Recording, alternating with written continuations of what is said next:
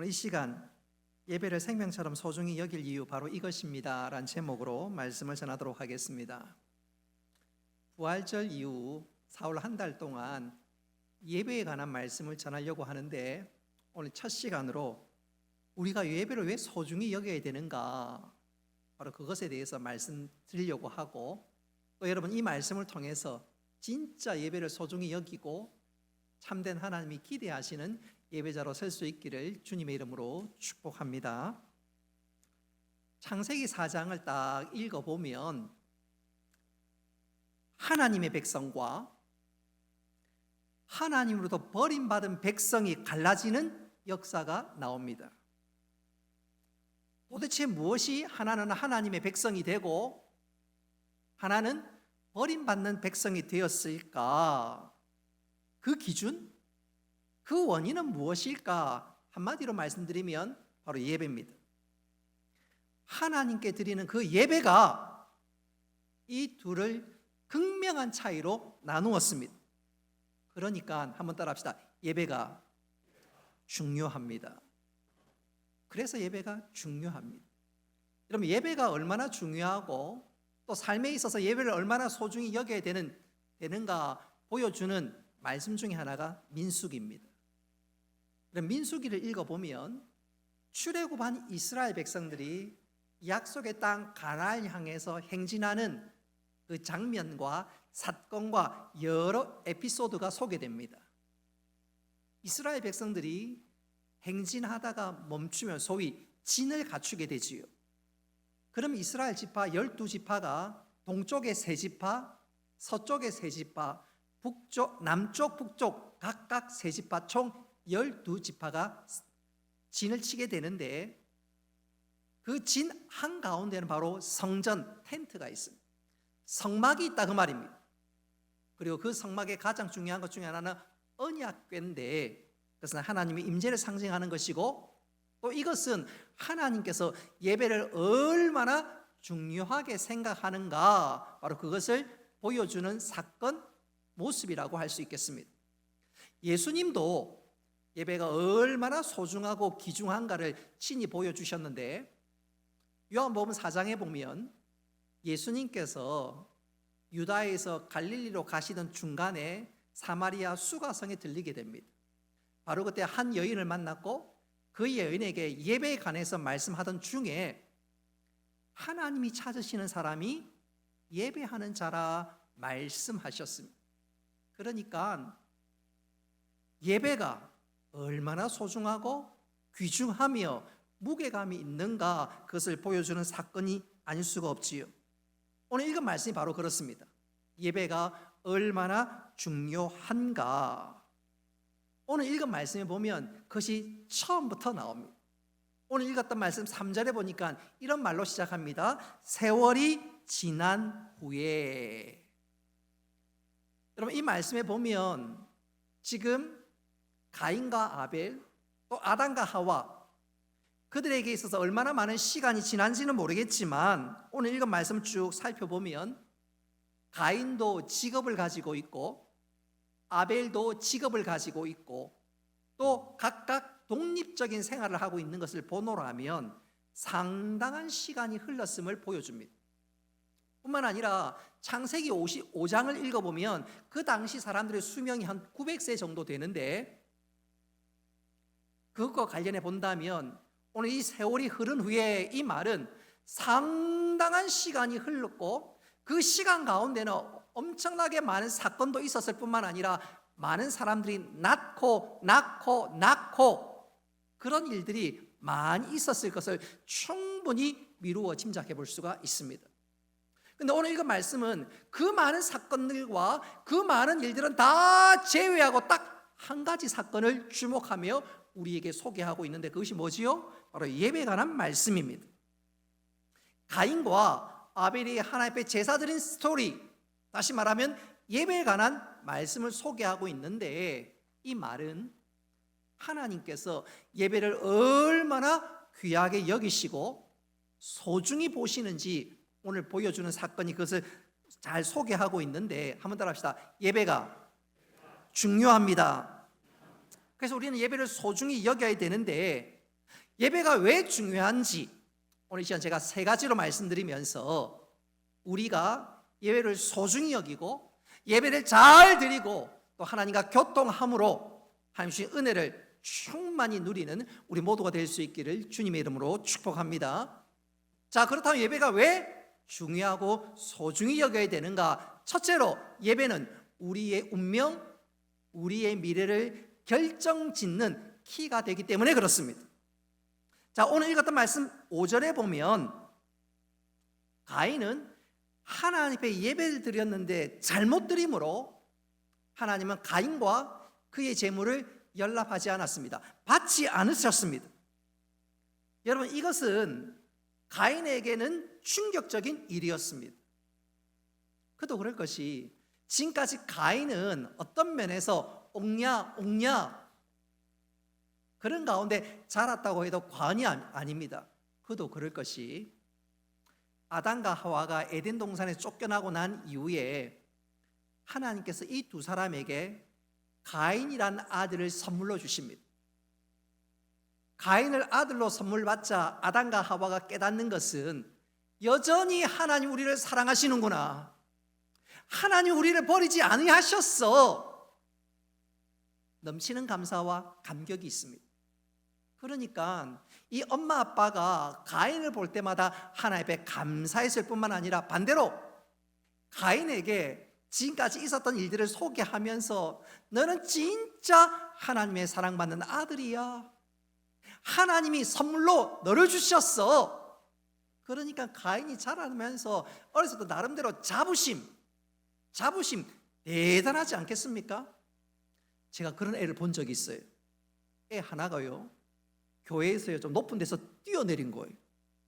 그러니까 옆에서 그러면 안 돼 해야 되는데 그것만 아이고 우리 아이 잘했다 그러니까 진짜 더 높은 데서 뛰려는 거 아니겠어요?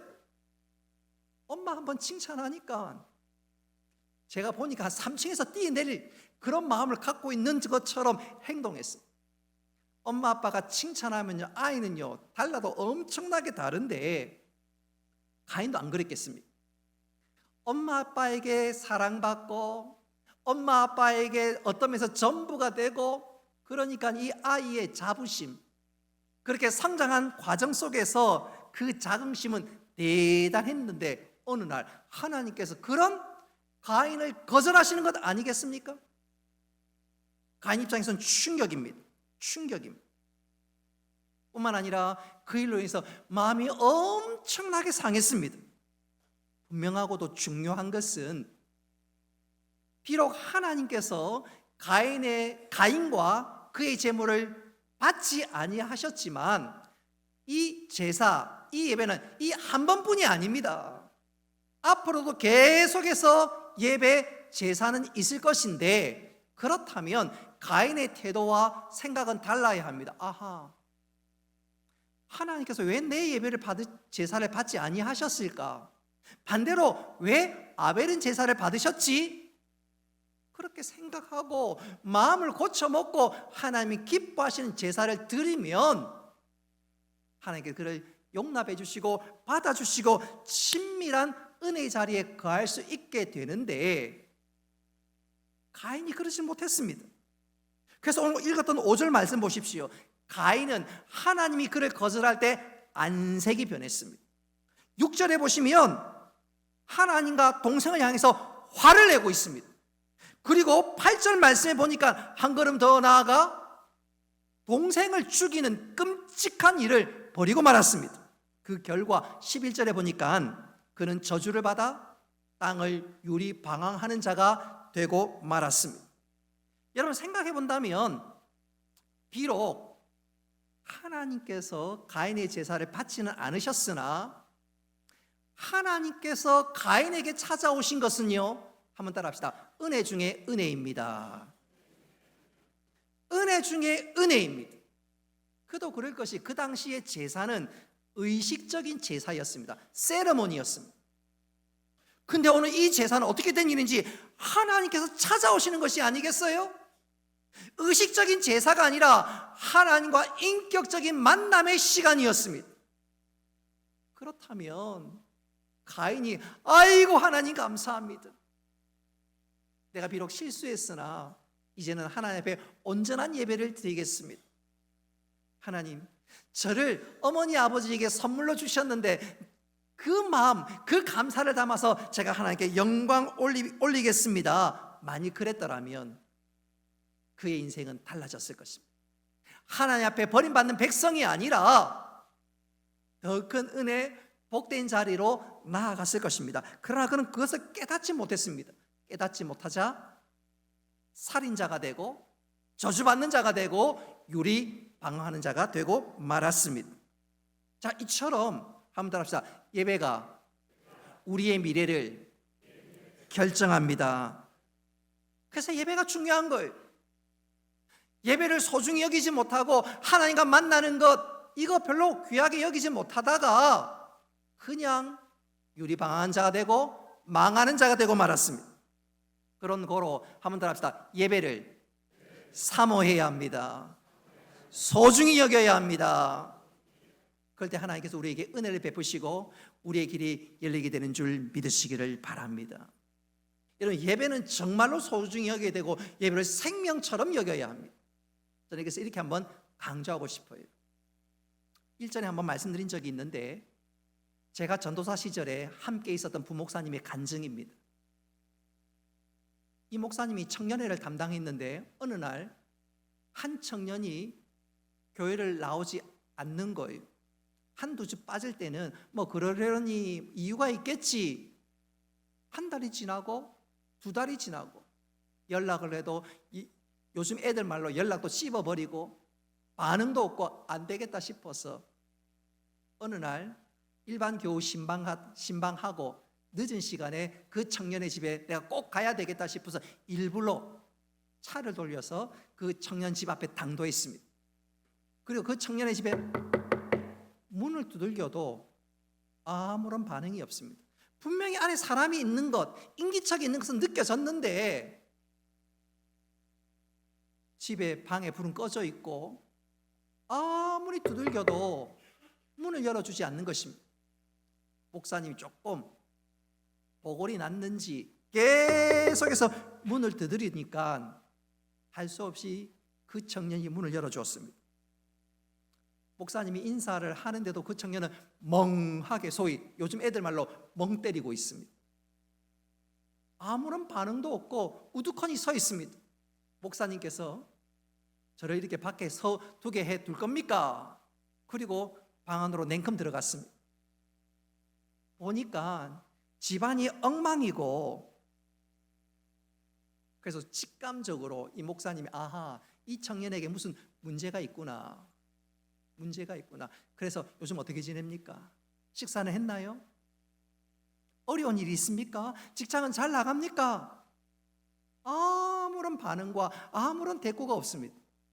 그래서 목사님께서 자, 일단 예배부터 드립시다. 그리고 예배를 시작하면서 찬송을 부르기 시작했습니다. 찬송을 부르는데 따라 부르지도 않고 그냥 소위 계속 멍 때리고 있습니다. 멍하니 있습니다. 그러니 목사님께서 혼자 독창하듯이 찬송을 부르기 시작했습니다. 찬송을 부르면서도 그 청년을 보니까 너무너무 힘들어하는 것이 느껴지니까 마음이 너무너무 아팠습니다. 그래서 그 청년을 위해서 독창 아닌 독창을 하는데 그 찬송가가 찬송가 387장입니다.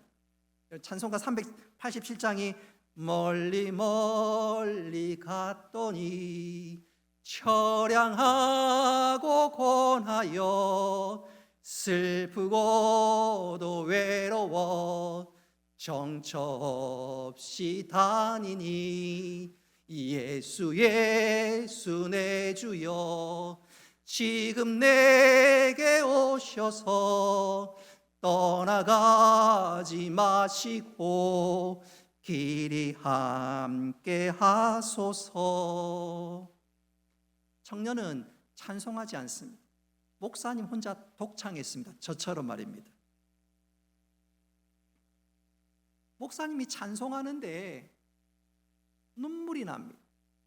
마음이 너무너무 아픕니다. 근데 찬송이 끝나는데 이게 웬일입니까? 그 청년이 갑자기 대성통곡을 합니다. 좀 마음이 잦아들자 이 청년이 갑자기 자기 책상을 열더니 목사님 앞에 흰 알약을 내어놓습니다. 이게 뭐예요? 물었더니 이 청년이 한다는 말이, 목사님, 이 약이 수면제인데 오늘 이 약 먹고 제가 죽으려고 했습니다. 근데 하나님께서 목사님을 보내시고 또 멀리 갔던 이 찬송을 부르는 것을 보면서 하나님 저를 버리지 않았구나, 하나님 저를 사랑하시는구나, 그걸 깨달았습니다. 결국 그 청년이 예배를 통해서 살아난 줄 믿으시기를 바랍니다. 지금 그 청년 아마 중년이 훨씬 넘었겠지요. 어떻게 사는지는 모르겠습니다. 그러나 분명한 것은, 한번 따라합시다. 예배는 사람을 살립니다. 사람을 살릴 뿐만 아니라 예배는 하나님의 사랑받는 백성인지 아닌지, 또 버림받는 백성이 되는지 안 되는지 중요한 분기점이 됩니다. 시들어가는 식물에게 물을 부어주면 그 식물이 생기를 돋는 것처럼, 생기가 도는 것처럼 여러분, 예배는 우리의 영혼을 소생케 하는 줄 믿으시기를 바랍니다. 뿐만 아니라 이 예배는 우리 달려갈 모든 미래의 길들을 붙들어 줍니다. 그런 거로 여러분, 이 예배를 소중히 여길 뿐만 아니라 하나님 주신 은혜를 예배 가운데 충만히 누리는 우리 모두가 되시길 주님의 이름으로 축복합니다. 두 번째로 예배가 소중하고 중요한 이유는, 예배는 하나님께서 우리를 창조하신 목적임을 알게 하는 통로가 되기 때문에 그렇습니다. 여러분, 예배는 바로 하나님께서 우리를 창조하신 목적인 줄 믿으시기를 바랍니다. 우리 이사야 43장 21절 말씀 같이 한번 읽어보겠습니다. 시작. 이 백성은 내가 나를 위하여 지었나니 나를 찬송하게 하려 함이라. 아멘. 나의 찬송을 부르게 하려 함이라. 이 말은 말 그대로 찬송한다, 감사한다 말도 있지만 예배한다는 말이 더 중요한 내용을 담고 있는 말입니다. 그러니까 하나님께서 우리를 창조하신 이유가 우리와 교제하고 또 우리는 하나님 앞에 예배하고 하는 게 바로 그것을 위해서 우리를 창조하셨습니다. 그래서 예배할 때 우리가 그것을 깨닫고, 또 예배할 때 깨달은 우리가 그것을 알고 하나님 기뻐하시는 삶들을 살아갈 수 있게 되기 때문에 예배는 소중합니다. 예배는 중요합니다. 그래서 우리는 예배를, 이 귀한 예배를 절대로 빠져서는 안 되겠습니다. 할렐루야. 여러분, 예배를 통해서 이 놀라운 사실을 깨닫고 인생의 터닝 포인트를 한 사람들이 무수히 많은데, 그 중에 한 사람 이 시간 소개 한번 해보도록 하겠습니다. 대표적인 사람이 미국의 록펠러입니다. 여러분, 록펠러는 세계 최초로 억만장자 반열에 이른 사람이지요. 지금부터 약 110년 전이었던 1916년에 세계 역사상 처음으로 억만장자가 되었습니다.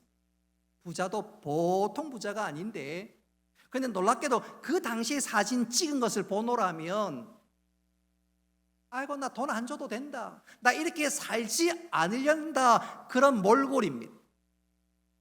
그도 그럴 것이 사업은 벌려놨는데 그 사업하는 가운데 얼마나 많은 고민과 얼마나 많은 변수들로 인해서 힘들어하겠습니까? 그러니까 사업하면서 근심 걱정에 찌눌려가지고 입맛은 뚝 떨어지고 스트레스와 여러 가지로 인해서 어려움들이 찾아오니까 나도 모르는 사람이 병이 하나 찾아왔는데 알로피셔라는 병입니다.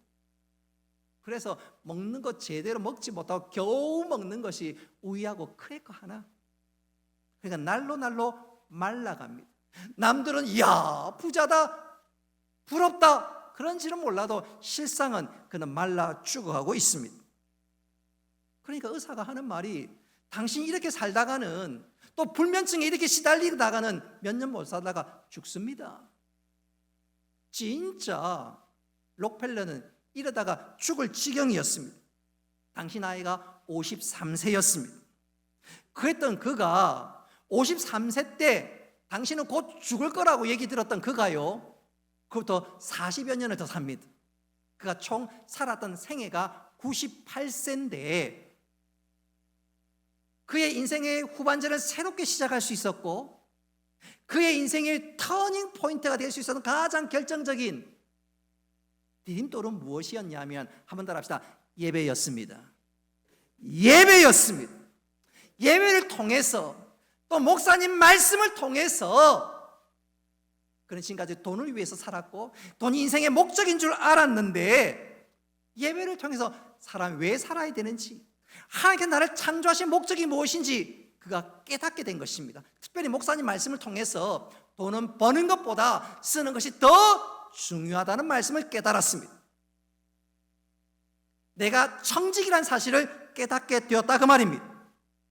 그날따라 목사님께서 청직에 관한 말씀을 하시고 하나님께서 우리에게 기대하신 삶이 무엇인지 말씀을 증거하는데 엄청난 충격과 도전이었습니다. 완전히 그 말씀에 굴복되었습니다. 그리고 그 삶의 터닝 포인트가 되는데 예배 이후에 그가 변해도 완전히 변합니다.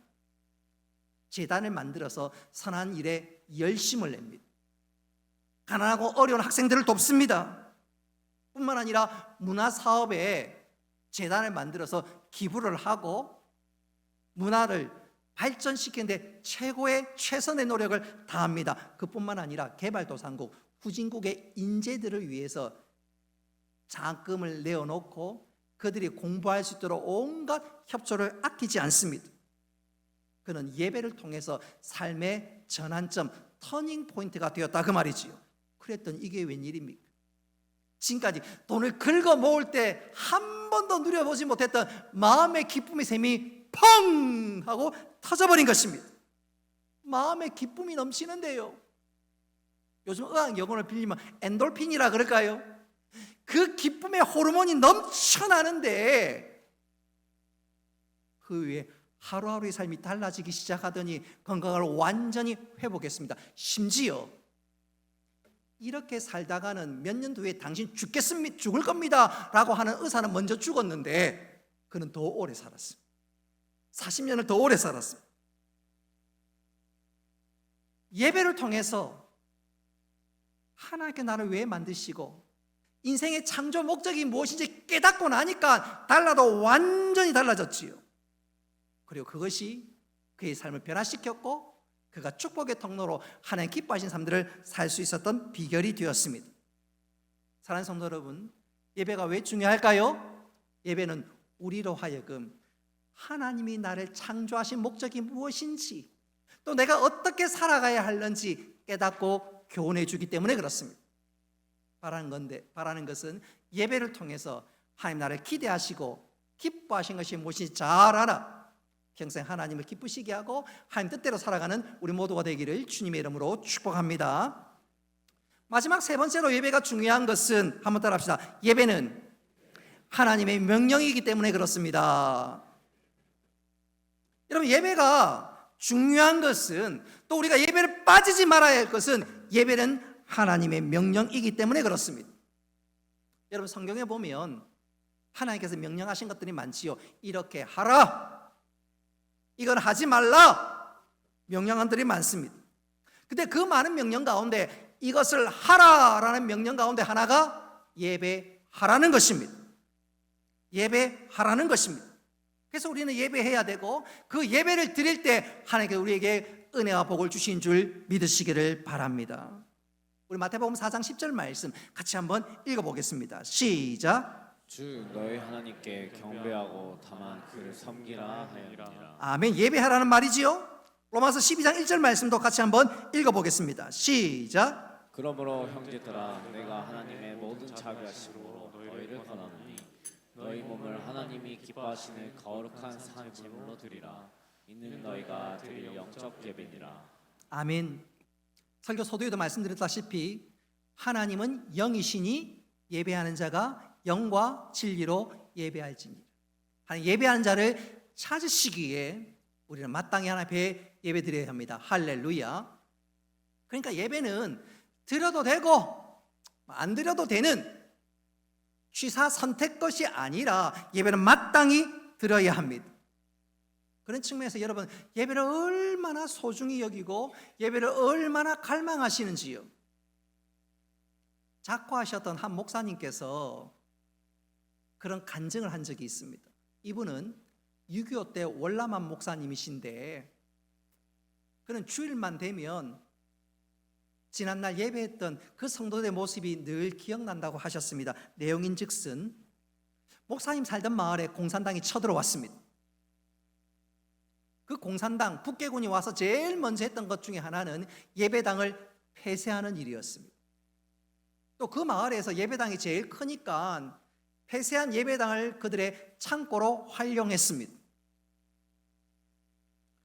창고 활용하는 가운데 성도들이 예배당을 빼앗겼으니까 얼마나 마음이 아프겠어요.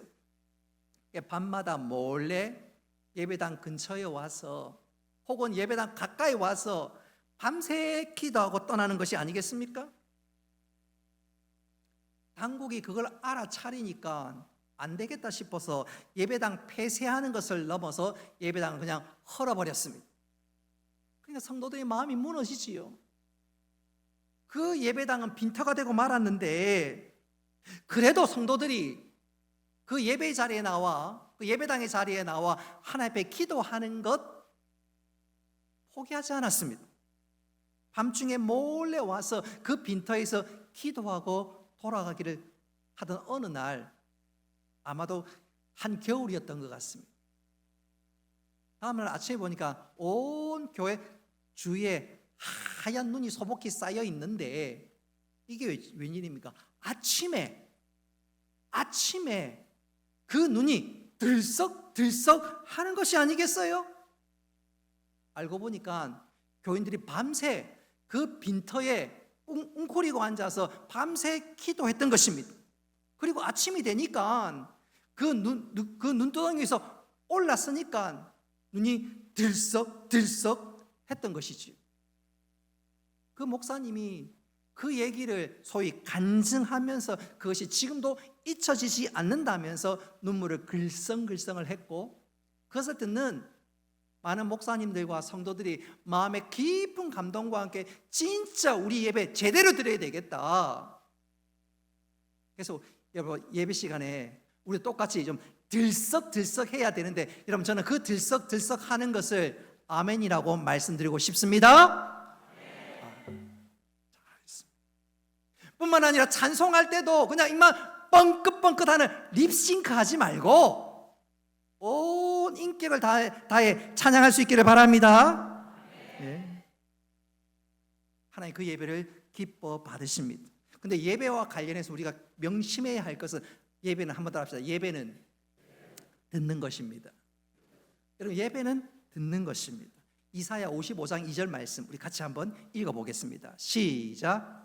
너희가 어찌하여 양식이 아닌 것을 위하여 은을 달아주며 배를 부르게 하지 못할 것을 위하여 수고하느냐? 내게 듣고 들을지어다. 그리하면 너희가 좋은 것을 먹을 것이며 너희 자신이 기름진 것으로 즐거움을 얻으리라. 아멘. 자, 오늘 내게 듣고 들을지어다 했는데 여러분 예배는 하나님 말씀을 듣는 시간입니다. 여러분 그렇게 말씀을 들을 때 나도 모르는 사이에 믿음이 자라는 줄 믿으시기를 바랍니다. 그도 그럴 것이 로마서 10장 17절 말씀은 이렇게 말씀합니다. 그러므로 믿음은 들음에서 나며 들음은 그리스도의 말씀으로 말미암았느니라. 그러니까 예배하는 가운데 은혜도 받지만 나도 모르는 사이에 내 안에 믿음이 자라는 줄 믿으시기를 바랍니다. 그리고 그 믿음은 하나님을 기쁘시게 합니다. 할렐루야. 자, 히브리서 11장 6절 말씀 같이 한번 읽어보겠습니다. 시작. 믿음이 없이는 하나님을 기쁘시게 하지 못하나니 하나님께 나아가는 자는 반드시 그가 계신 것과 또한 그가 자기를 찾는 자들에게 상 주시는 믿음을 믿어야 할지니라. 아멘. 여러분 우리가 예배 시간에 말씀을 들으면 내 안에 뭐가 생긴다고요? 믿음이 생기고 믿음이 자랍니다. 그리고 하나님 그 믿음을 기쁘게 받으십니다. 할렐루야. 그러니까 예배 잘 드리는 것 하나님 기쁘게 받으시고 우리에게 은혜를 허락하십니다. 요한일서 5장 4절 말씀에 보면 세상을 이긴 이김은 이것이니 너희의 믿음이니라 말씀합니다. 그러니 말씀 잘 듣고 아멘 할 때 하나님을 기쁘시게 할 뿐만 아니라 우리가 세상을 이기게 되는 줄 믿으시기를 바랍니다. 그러니까 예배 시간에 말씀을 잘 들어야 됩니다. 뿐만 아니라 예배를 드릴 때 온 마음을 다해서 온 정성을 다해서 예배해야 합니다. 예배 시간에 앞사람 머리 보고 오늘 저 집사님 머리 했네. 어느 미용실일까? 그렇게 하면 안 된다 그 말이에요. 장로님 이번에 양복 새로 했는데 저 어디서 했지? 롯데인가? 현대인가? 그러면 안 된단 말입니다. 생명 다해서 온 마음 다해서 온 인격 다해서 예배하는 것입니다. 할렐루야. 그럴 때 우리 가운데 은혜가 임합니다. 여러분 말씀 듣는 가운데 은혜가 임하고 병이 낫게 되는 역사가 있는 줄 믿으시기를 바랍니다. 성령 충만하게 되고 무엇보다도 예배 가운데 내가 죄인인 것과 그런 나를 하나님이 사랑하시는구나, 내가 하나님의 은혜 없이는 못 살 존재이구나 깨닫게 됩니다. 그런 자들마다 두 손을 번쩍 들고 하나님의 은혜를 구합니다. 그러면 하나님께서 그 믿음대로 역사하시는 줄 믿으시기를 바랍니다. 여러분 소경 바디메오가 그랬습니다. 세리장 삭개오가 그랬습니다. 막달라 마리아가 그랬습니다. 오 주님, 나는 주님 없이는 안 됩니다. 그 믿음대로 된 줄 믿으시기를 바랍니다. 여러분 우리가 듣는 것과 관련해서 또 한 가지 명심해야 될 중요한 한 가지가 있는데, 우리는 거룩하면 장소를 떠올리지요. 성전, 성소. 근데 하나님께서 제일 먼저 거룩과 관련해서 말씀한 것은 장소가 아니라 시간입니다. 시간. 자, 우리 창세기 2장 3절 말씀 같이 한번 읽어보겠습니다. 시작. 하나님이 그 오직 나를 복되게 하사 거룩하게 하셨으니. 아멘. 하나님께서 거룩하게 하시고 복되게 하신 날이 있다고 말씀하시지요. 하나님께서 구별하신 것은, 제일 먼저 구별하신 건 뭐라고요? 시간입니다. 하나님 예배하는 날을 구분하셨습니다. 그래서 예배하는 이 주일을 여러분 생명처럼 소중히 여길 수 있기를 바랍니다. 주일은 만사 제치고 예배하러 나와야 됩니다. 한번 여쭙겠습니다. 제가 여러 번 강조하고 말씀드리는데, 여러분 주일 오전 11시 여러분 있어야 할 자리는 어딘가요? 바로 이 자리입니다. 롯데백화점이나 CGV가 아닙니다.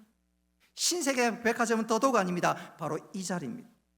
그리고 이 자리에서 예배할 때 하나님께 우리 예배를 기쁘게 받으시고 우리에게 세상을 이길 힘을 주시는 줄 믿으시기를 바랍니다. 험악한 세상을 이길 힘이 하늘로부터 임함이로, 예배할 때 그런 은혜를 주신 줄 믿으시기를 바랍니다. 말씀을 맺도록 하겠습니다. 지난주 우리는 부활절을 지났습니다. 부활의 은혜와 기쁨과 능력 가운데 살아갈 수 있기를 주님의 이름으로 축복합니다. 그 은혜를 받는 통로는 예배입니다. 여러분 이 예배를 소중히 여길 수 있기를 바랍니다. 여러분 이 예배는 우리의 미래를 결정하기 때문에 그렇습니다. 그리고 이 예배는 바로 하나님께서 우리를 창조하신 목적이기 때문에 그렇습니다. 그리고 이 예배는 하나님의 명령이기 때문에 그렇습니다. 이제 하나님 기뻐하시는 이 예배를 통해서, 우리의 예배를 통해서 하나님 영광 받으시고 하나님 주신 한량없는 은혜를 누릴 뿐만 아니라 이 은혜로 세상의 축복의 통로로 살아가는 우리 모두가 되시기를 주님의 이름으로 축복합니다.